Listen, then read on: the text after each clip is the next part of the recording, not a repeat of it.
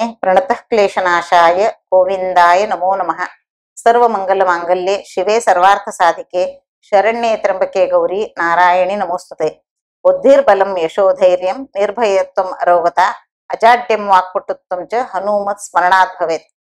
वक्रतुंड महाकाय सूर्यकोटि समप्रभ निर्विघ्नं कुरु मे देव सर्वकार्येषु सर्वदा। श्री श्री सत्यप्रमोद तीर्थ गुरुभ्यो नमः। श्री श्री सत्यात्म तीर्थ गुरुभ्यो नमः। विद्यापीठ विधातारं विद्यावारिधि चंदिरं विद्यार्थिवत्सलं वंदे महामहिम सद्गुरुम्। आपादमौलिपर्यन्तं गुरूणाम् आकृतिं स्मरेत् तेन विघ्नाः प्रणश्यन्ति सिद्ध्यन्ति च मनोरथाः। श्री गुरुभ्यो नमः। श्री गुरुभ्यो नमः। हा व्हिडिओ मी मराठीमध्ये पण करत आहे। खूप लोकांची अपेक्षा होती, मला बहुतेक लोक भेटले बेंगळूरला गेलेले असताना, मराठीमध्ये करा मराठीमध्ये करा। खूप लोकांकडून मला असं ऐकायला आलं, त्यामुळे मराठीमध्ये मी करायचा प्रयत्न करत आहे। तर सप्त ऋषींमध्ये एक ऋषी अत्रि ऋषी, यांची पत्नी अनुसूया, हिची कथा आपण आज ऐकणार आहोत। पतिव्रता शिरोमणी आहे ती, खूप पतिव्रता शिरोमणी आहे। तिचं पातिव्रत्य प्रभावामुळे खूप प्रसिद्ध झालेली ही स्त्री। एकदा काय झालं, राम सीता लक्ष्मण हे वनवासाला गेलेले असतात। वनवासात जाताना चित्रकूट पर्वतावर त्यांचा वास असतो। 1 वर्ष 2 वर्ष 3 वर्ष किती वर्ष राहतात तिथं राहतात। तिथून निघताना तिथं त्या चित्रकूट पर्वतावर खूप ऋषी राहत होते। तर त्या सगळ्या ऋषींचे कुलपती अत्रि ऋषी, श्रेष्ठ ऋषी सगळ्यांमध्ये, तर त्यांच्या भेटीला हे जातात। राम आणि सीता लक्ष्मण तिघे जातात।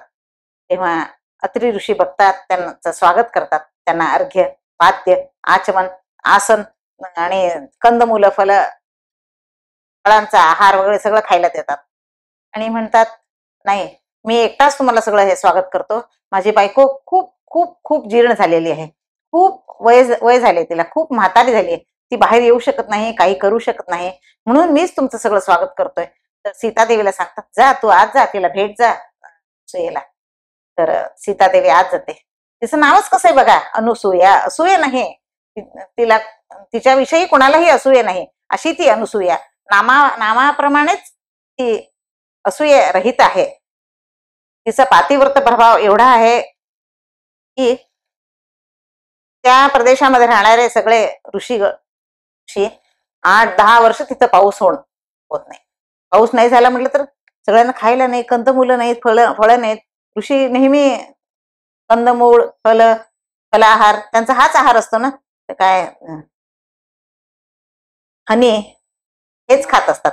त्यामुळे 10 वर्ष झाले पाऊस नाही आला म्हटलं की सगळे उपाशी बसतील ना सगळे ऋषी। म्हणून ही अनुसूया तिच्या पातिव्रत्य प्रभावामुळे सगळे कंदमुलांची सृष्टी करते, फळांची सृष्टी करते, फुलांची सृष्टी करते।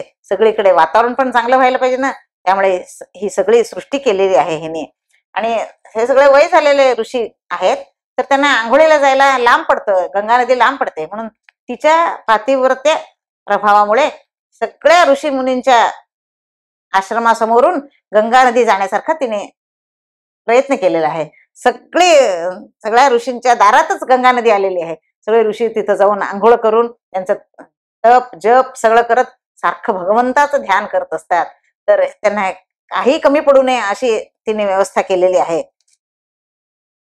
आणि ती तिच्या पातिव्रत्य प्रभावामुळे काहीही सृष्टी करू शकते, मनाने सृष्टी करू शकते, सगळ्या ऋषीमुनींना विघ्न परिहार करते। ती यासाठी तिने केलेले 10,000 वर्ष तिने तपश्चर्या केलेली आहे। त्या तपश्चर्याच्या प्रभावामुळे काय संपादन केलेलं आहे तिने बघा, विचार करा। आपल्याला विचार सुद्धा करणं शक्य नाही अशी ती पतिव्रता शिरोमणी झालेली आहे।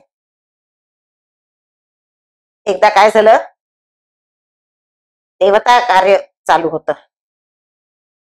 कर्तम आणि देवहूती यांची ती मुलगी, त्यांच्या पोटी जन्माला आलेली ही अनुसूया, तिच्या बरोबर स्पर्धा करायला कुणालाही शक्य नाही। ती एवढी पतिव्रता शिरोमणी आहे।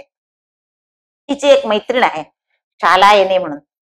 तर तिला काय झालं, एकदा नवऱ्याला ती घेऊन वेश्येच्या घरी चालली होती। नवरा वेश्यागमन करत होता, रोजच जात होता। शेवटी त्याला कुष्ठरोग झाला, तो जाऊ शकत नव्हता, चालू शकत नव्हता, म्हणून खांद्यावर त्याला घेऊन ती जात होती. वाटेत अणिमांडव्य ऋषी चुलावर बसले होते. त्यांच्या पायाला लागला त्याचं डोकं. एकदम संतापले ते. कोण आहे? कोण स्त्री आहे तू? विचारले. ती हात जोडून नमस्कार करून, नाही मी आहे, अपराध झाला माझ्याने म्हणते. नाही, तू मला त्रास दिलास. उद्या सकाळी सूर्योदयाला तुझा नवरा मरेल, त्यांनी शाप दिला.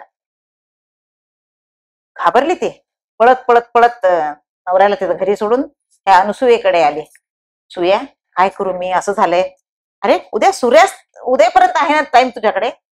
छान, मी आहे, मी रक्षण करते तुझं. सूर्य उदय होणारच नाही. काय काय तिचं धैर्य, काय तिचं मनोबल.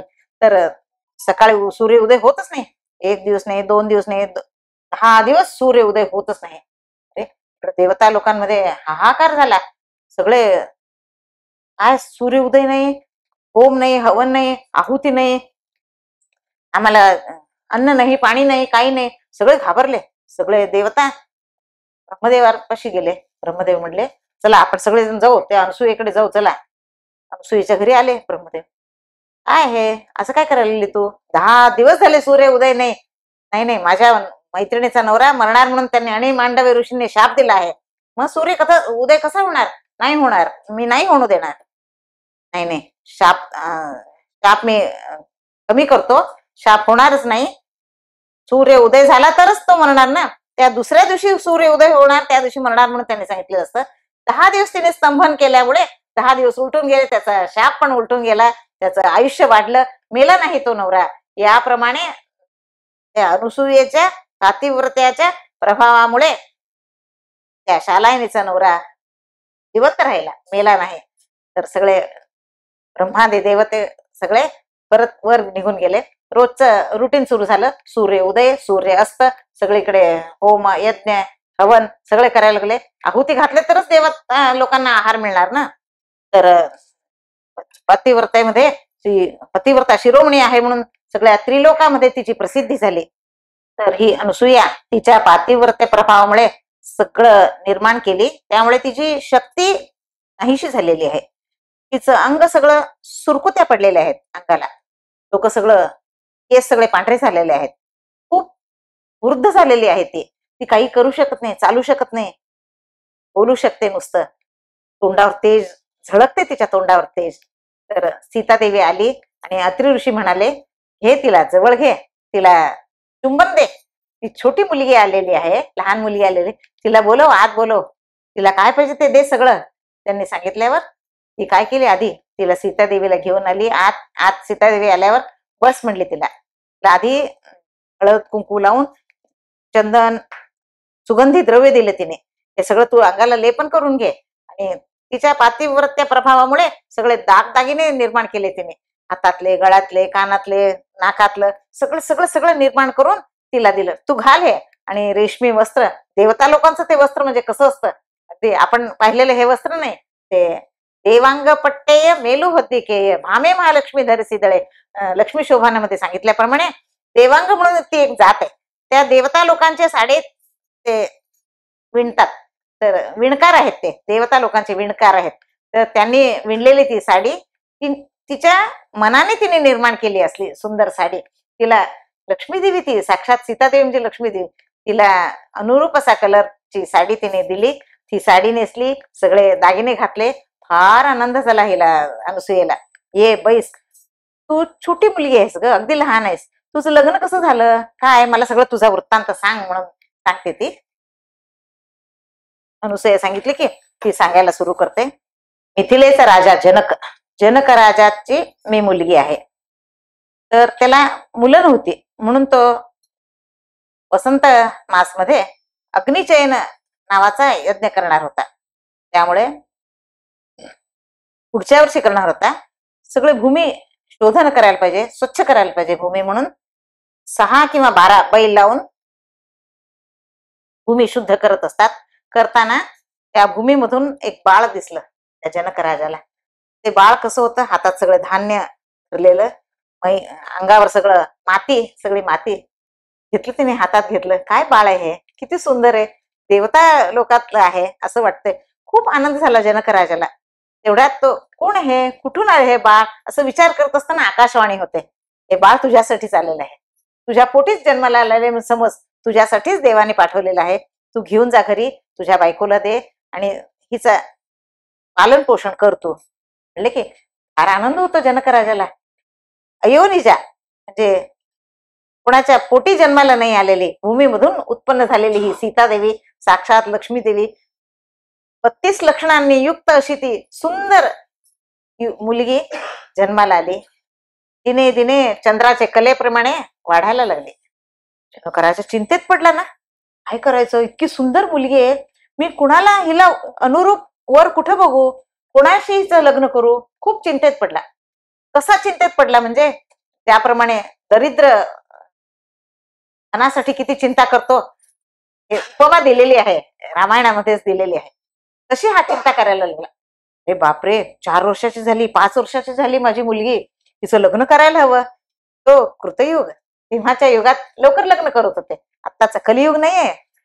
त्यामुळे चिंतेत पडलेला असताना एकदा काय झालं, सगळे देवता लोक वरुणला सांगितले, वरुणा तू जा आणि त्याला एक धनुष्य दे.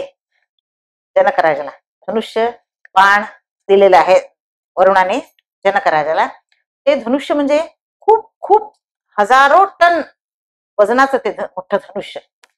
तर ते धनुष्य त्याने त्याच्या राजधानीमध्ये ठेवलेलं होतं. ते धनुर्भंग जो करेल त्याला मी माझी मुलगी देणार, त्यांनी अशी अनाउन्समेंट केली. सगळे राजे राजकुमार देश विदेशाहून आले सगळेजण, सीतादेवीशी लग्न करायचे, मला सीतादेवीशी लग्न करायचं, एकदम आनंदात आले. बघतात ते धनुष्य, अरे बापरे, माझ्या हातून होत नाही म्हणून नमस्कार करून निघून जातात. शेवटी काय करायचं, माझ्या मुलीला कोणाला द्यायचं, मी विचारत पडतो ना जनक राजा. मग विश्वामित्र वनवास मध्ये जाताना राम लक्ष्मणांना घेऊन इथे येतात, जनक राजाच्या राजधानीत येतात आणि म्हणतात धनुष्य कुठे आणते, धनुर्भंग करायचा आहे, रामा धनुर्भंग करणार आहे. विश्वामित्र त्यांना किती धैर्य, किती विश्वास आहे रामावर बघा. तर सेवकांना सांगतो की जनक राजा जावा ते धनुष्य घेऊन या. मोठ्या पेटीमध्ये 1000 लोक सैनिक म्हणून ते घेऊन येतात. किती वजन असेल त्याचं बघा, विचार करा. असलं धनुष्य आणले की श्रीरामचंद्र हसत बसलेले असतात. आले की ते सगळं पेटी काढतात, आतलं धनुष्य घेऊन हातात उचलून तुकडे करतात. त्याचं काय ते रामाची कथा, रामाची लीला, देवतांचा देव आहे तो, साक्षात भगवान आहे, त्याला काय असाध्य आहे. त्याने धनुर्भंग केला. जनक राजाला खूप आनंद झाला. चहूकडे नगारे वाजवले आणि घंटानाद केला, सगळीकडे आनंद उत्सव झाला. सगळेजण म्हणायला लागले आपल्या सीतादेवीचं लग्न, आपल्या सीतादेवीचं लग्न आहे, तर मी आता रामाशीच लग्न करून देतो म्हणला. राम म्हणला नाही, माझे वडील तिथं अयोध्येमध्ये आहेत, दशरथ राजाला बोलव, त्यांच्या आई माझी कौसल्या, कैकेयी, सुमित्रा सगळे येतील वाद्य वैभवानी, मग लग्न करून दे म्हणले. की त्यांना सगळ्यांना बोलवलं. वय झालं होतं दशरथ राजाला, बोलवून त्यांनी वाद्य वैभवानी लग्न करून दिलं जनक राजाने. काय किती सोन्याचे घागरी, चांदीच्या घागरी, सगळे दागिने, 100-1000 हत्ती, घोडे, भरपूर भरपूर भरपूर सैनिक, दासदासी खूप दिले त्याला. मुली सीतादेवी बरोबर हे सगळं देऊन त्याला पाठवलं, अयोध्या नगरीला त्यांनी पाठवलं. अशी माझी कथा आहे ही मला. आणि ह्याच्यानंतर तिथे किती दिवस मी सुखात होते. सासरे सासू सगळ्या राजधानीमध्ये किती छान छान कपडे घालायचे, रेशमी वस्त्र, हंसतुलिका, मंचावर झोपून आहार खायला प्यायला. राजामध्ये काय कमी आहे, राजधानीत सगळं सुखात होते. पण अचानक मला ही परिस्थिती आली आणि मी माझ्या नवऱ्याबरोबर वनवासात आले. ती वनवासात आली एवढी सुखात वाढलेली जनक राजाची पुत्री, दशरथ राजाची सून, एवढ्या तरी सुद्धा वनवासामध्ये रामाबरोबर निघाली. म्हणजे तिचं पातिव्रत्य बघा किती आहे. जिथे नवरा तिथे मी असणार. जो नवऱ्याबरोबरच माझं सुख, माझं दुःख सगळं मी नवऱ्याबरोबरच अनुभव करणार, उपभोगणार, म्हणून ती नवऱ्याबरोबर निघाली. हे ऐकून अनुसूयेला खूप आनंद झाला. खूप छान बाई, किती तुझे विचार छान आहे, एवढी लहान मुलगी आहेस तू, तेव्हा 17-18 वर्षाची असेल, तर मला तुला बघून खूप आनंद होत आहे, म्हणून परत एकदा तिला घेऊन आलिंगन करून तिला तिच्या डोक्याला चुंबन करून, जाऊन ये बाई तुझा परत ये, मला परत भेट, असं सांगून तिला निरोप दिला तिने. अशा या पतिव्रता शिरोमणी असलेल्या अनुसूयेची कथा ऐकायचा आज सौभाग्य आपल्याला लाभलं आहे. तर ही कथा पती अंतर्गत, गुरु अंतर्गत, भारतीय रमण मुख्य प्राणांतर्गत श्रीकृष्णार्पण वस्तू, कृष्णाला अर्पण करते.